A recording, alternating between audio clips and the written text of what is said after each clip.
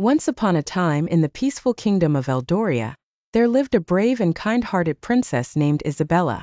Eldoria was a land of lush green fields, sparkling rivers and majestic castles.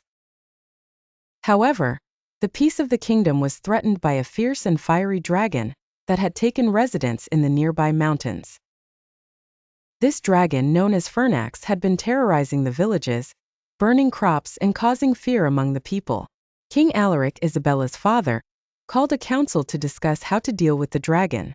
Many knights and warriors volunteered to face Fyrnax, but none had returned. "Father, let me go and confront the dragon," Princess Isabella said with determination in her eyes. "My dear Isabella, it's too dangerous," King Alaric replied, worried for his daughter's safety. "I understand the risks, but I cannot stand by while our people suffer," Isabella insisted. After much deliberation, King Alaric reluctantly agreed.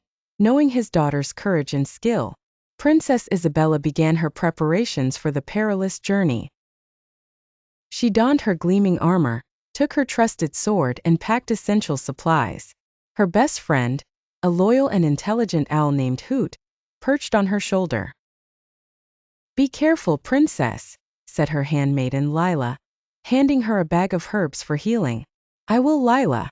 "Thank you," Isabella replied, giving her a reassuring smile.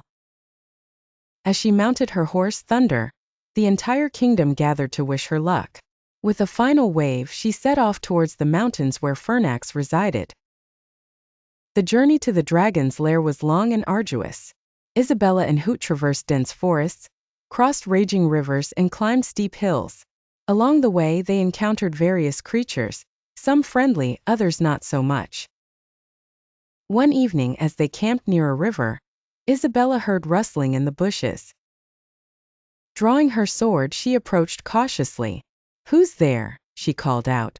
To her surprise, a small group of forest creatures emerged. A fox, a rabbit and a deer. "Please, we mean no harm," the fox said. "We heard about your quest and want to help." Isabella smiled. "Your help would be greatly appreciated." The forest creatures provided Isabella with valuable information about the terrain and the dragon's habits, making her journey a bit easier. After several days of travel, Isabella and Hoot finally reached the foot of the mountain where Fyrnax dwelled. The air was thick with smoke, and the ground was scorched from the dragon's fiery breath. "This is it, Hoot. We must be cautious," Isabella said, steeling herself for the battle ahead. As they climbed the mountain, they saw signs of Fyrnax's presence: charred trees, molten rocks, and deep claw marks. At last, they reached the entrance of a large cave, the dragon's lair.